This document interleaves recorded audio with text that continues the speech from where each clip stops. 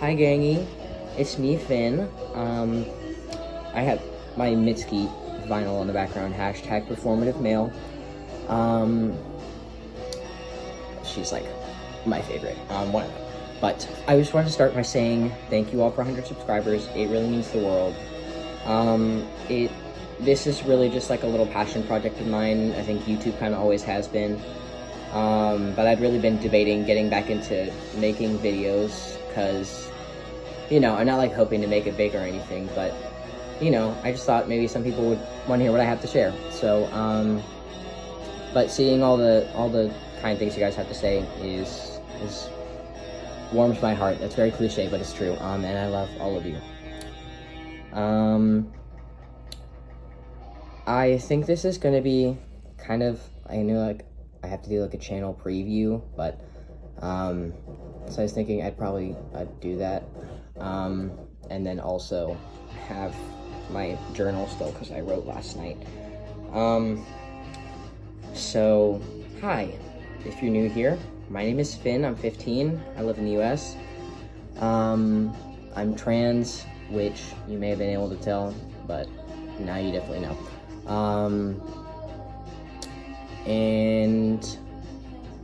Let's see. I have hobbies sometimes. I've been getting into burning CDs recently. Actually, I just burned this one, and I designed the inside cover as well. Oh, don't fall out. I'm a huge fan of Alex G. I have been for a really long time, and Mitski, and Ethel Kane I've been getting a lot into the past several months. I'm actually going to see her in September, and I'm going to see Alex G in August or July or something. So that's exciting. I play guitar. Obviously, if you've seen my last couple of videos, I played a song at the end. I'm also, in turn, really into, writing music, and I write poetry, I write short stories. Sometimes I've been big into writing since I was younger.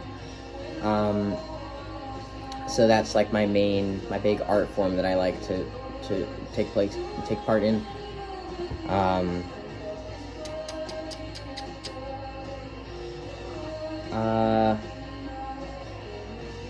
I started this channel because I wanted to, I've been trying to get into writing a lot about like how I feel so that I can have sort of an outlet, and it makes it easier to have a little bit of like a conversation with myself about how I feel. I have also been getting in therapy just recently. Actually, I had my first appointment a few days ago. But I thought, because a lot of times I don't even really have to like vent to someone about it, but I do find it helpful to write about how I feel and be able to come up with, to be able to tell myself what I need to hear sometimes. And I thought that might benefit other people. I would honestly really recommend it. It helps me kind of get things out of my system, even if it doesn't always end in like perfect wisdom and feeling better. It's still helpful to just get it out of your system so it's not weighing on you as much, I think. I should turn the light on. Okay. Also, sorry if you noticed that. That's my little aerial yoga swing. I actually rarely use it, but I used to a lot because I got into kind of aerial yoga with my Nana. That was a little bit our thing. She's still alive, by the way. My Nana's still alive. Her husband isn't. But she is.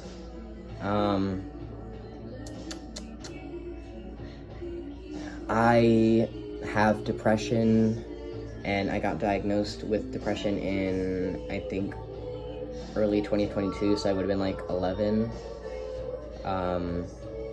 And also at that time I was diagnosed with OCD, which I've been struggling with a lot for like my whole life, and we never really knew what it was until I got my diagnosis.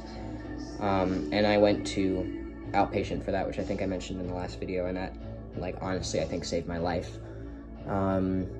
Because it used to just be, I could barely function. So if you have OCD, I would really recommend that. I did. a lot of exposure therapy, and it sounds really cliche, just like, oh, do one thing that scares you every day, or, you know, just sit with the fear. But honestly, it does really help. You just have to be able to do the exact opposite of what your brain is telling you to do, because you have to prove that there's no consequences for not performing those rituals. I actually might make a video about OCD, because it really grinds my gears, the stereotypes that people have about OCD.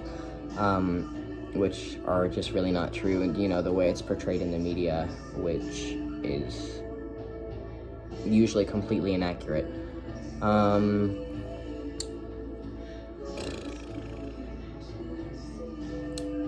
think that's kind of it. I don't have a whole lot going on these days. I just got back from a trip in New Mexico, and I might actually edit this. Maybe. I don't know. I'm kind of a lazy bum. But it was really nice because I got to see my uncle, my cousins, and my aunt, and my granddad was there with us, and my mom's boyfriend, who's really nice. Contrary to popular stereotypes, my mom's boyfriend is actually not an evil demon. Sorry, I really need a haircut. Sorry I say so much. I basically never know what to say. I don't script these. I kind of just say whatever comes to mind, but that's part of the thought process of being able to just talk to myself about it, and then also I get to talk to you guys about it. So yeah, I guess that's it. And I will now also read you my journal entry from, well, I'll just say the date at the beginning. July 12th, 2025, 12:33. I don't know why I put PM, it's AM. That was a little bit past midnight. Happy Slurpee Day, by the way. For those who celebrate, yesterday was 7-Eleven, so you got a free small Slurpee. I was going to listen to A Crow Looked at Me While writing this, but after hearing I don't want to learn anything from this, I love you, I don't think I can handle that right now. But I am going to finish listening to that album today, and I'll let you know what I think. Not that you care what I think about that album, but I will post about it. Right before this, I watched a great video on not wanting love, but rather wanting to be picked, which I will also link in the description. I might put a card up there or something. This is the quote, wanting to get someone who's hard to earn is not going to make you feel better. If a cold person picks you, you must be so exceptional and worthy, but you are basing your worth on someone else's inability to love properly. Yes, exactly, leave me alone. It was right before I was going to bed, and she's just saying all this stuff that's snapping me back to reality. I'm like, okay, can you chill a little bit maybe on me?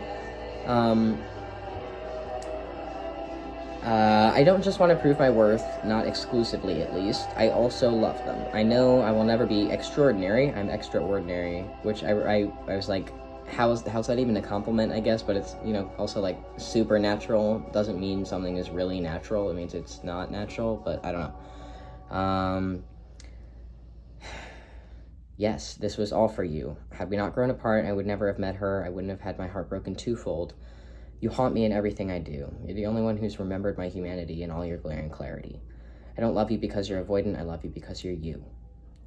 Late at night, I wonder what I wouldn't do to hear you say my name once more. You're miles away while I still stand in the doorway. Oh my god, this song is fucking, really sad. Ew, I don't know why I smile like that.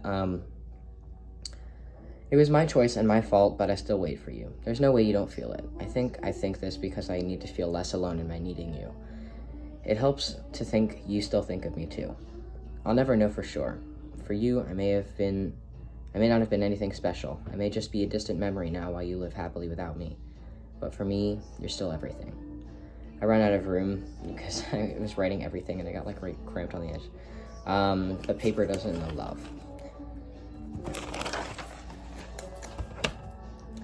Every time I say I miss you more than ever, the knife pushes a little bit deeper inside me the next moment.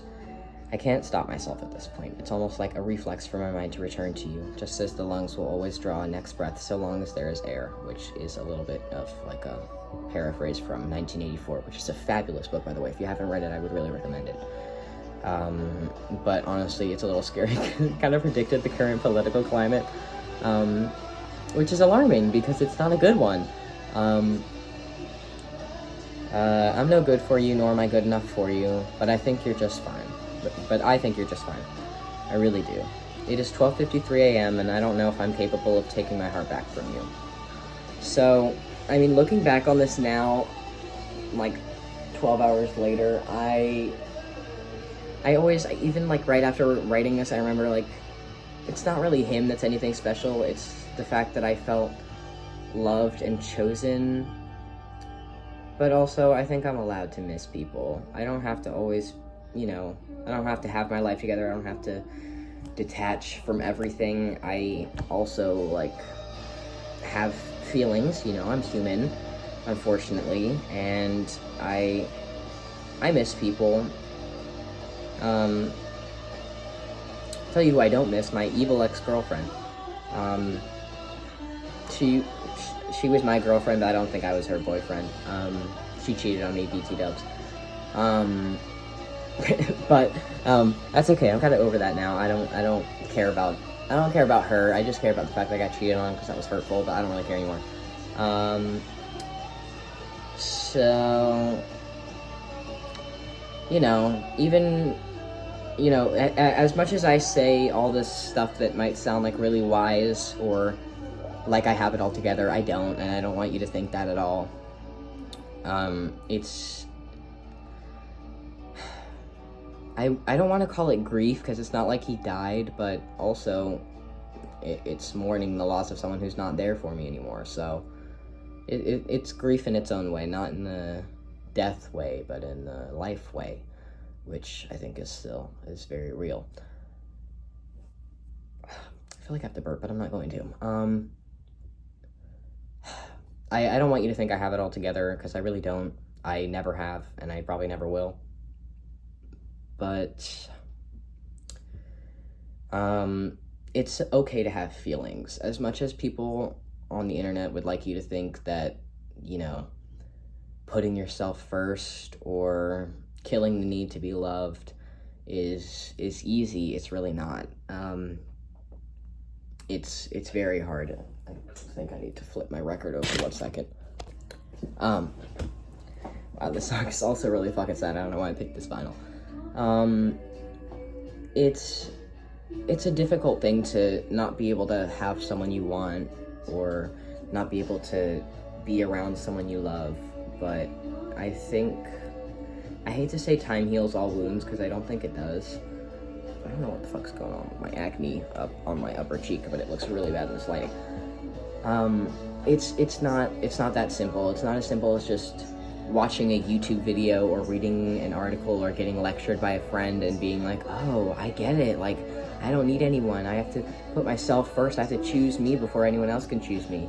Because it's way easier said than done. There's nothing that simple about not feeling the need to be loved or saved or chosen anymore. It's a really painful and super uncomfortable experience, and that's okay. It's not going to be easy. That's kind of the point. What would be easy would be to stay in that place forever and just bask in your self-loathing. But easy or familiar doesn't always equal good for you. And I think that's something that's really important to know, is that putting yourself first isn't just saying, like, I don't have to prove I'm good enough for anyone, which, I mean, that's true, but that's not what it is. Putting yourself first is also knowing that you have to be able to endure some pain for long-term clarity. It's going to hurt a lot to let go of things you don't want to let go of, but if you don't, life will force your hand eventually, and it's going to be way more painful. It shows a lot of discipline and self-control and self-love to be able to walk away from something that you're still attached to, because you have to be able to acknowledge at a certain point when something's just, when that ship has sailed.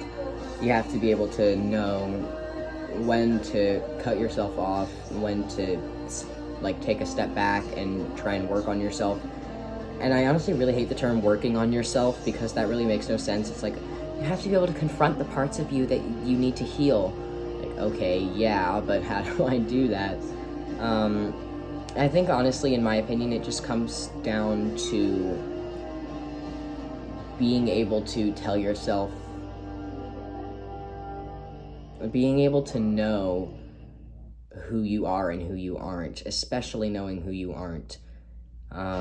You know, there are versions of you that were lovable but were never loved. There are versions of you that were doing the best they could but did not get any recognition for it, and you have to be able to know yourself that you don't need someone else to tell you that you're good enough. As much as it feels like you need that, you don't.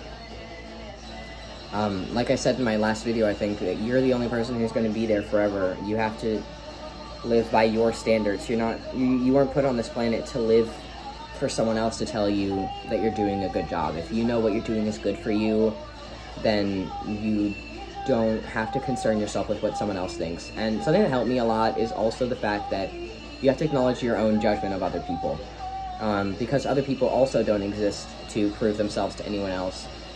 And judging someone never changes anything about them. Usually it just makes them feel bad, or even if you're just judging them to yourself, you're like, oh, I couldn't imagine being da-da-da, or looking like thus and such, or acting like that. Oh, there's a little wish floating in the wind out there. If you don't want to talk about those little white fuzzies. But, so you have to also be able to apply that to yourself. I think, that, you know, anyone else judging you isn't going to change anything about you. Comparing yourself to other people or basing your identity off of what other people think you should be does nothing but make you feel shitty. It doesn't make you want to improve, it just makes you hate yourself. And it's not their life, you know, it's your life. You know what's good for you because you are you. You're the only one who knows what it's like to be you, and no one else. As much as they might know about you, you might say, oh, like, they know me better than I know myself. I don't think that's really possible. Sometimes you can recognize things that you don't like about yourself, but not enough to change anything, because changing stuff like that is hard. Like, I don't like how loud or obnoxious I am, but I don't really know how to change that, because I think that's just who I am. So there's certain things I think you also have to accept that are inescapable or unchangeable or just intrinsic of, you know, like, that's just who you are.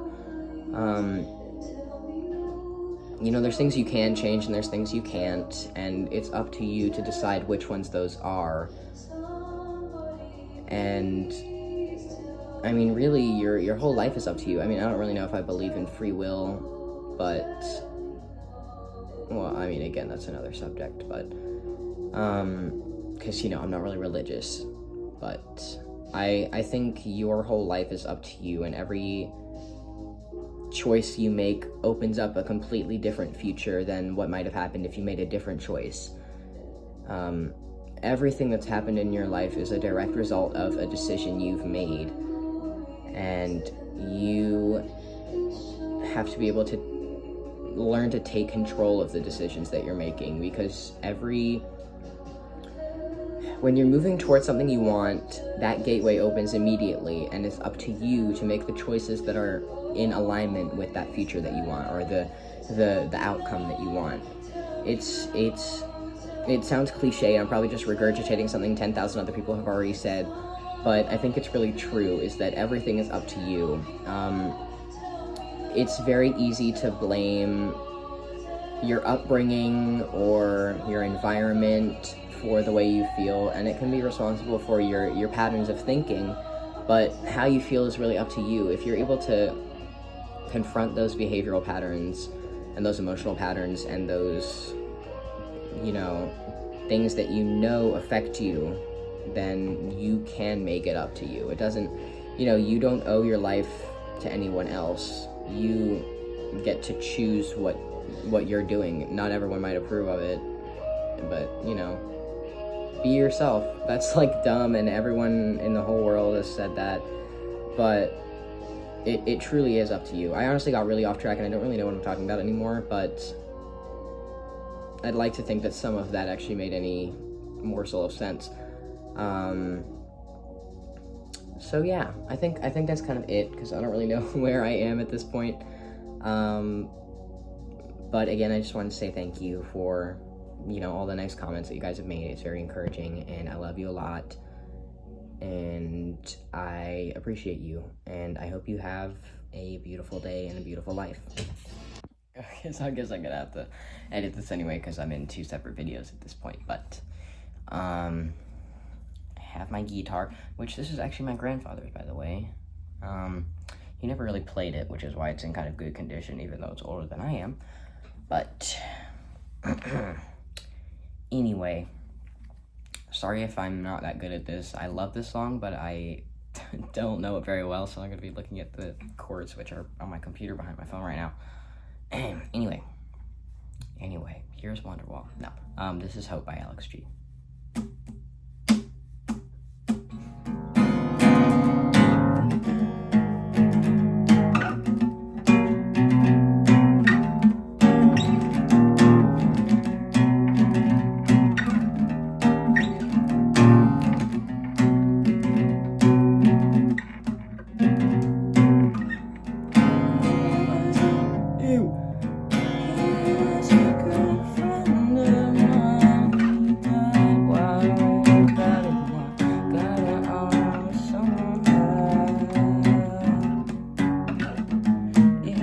Some people cry now. Yeah, fentanyl took a few lives from my middle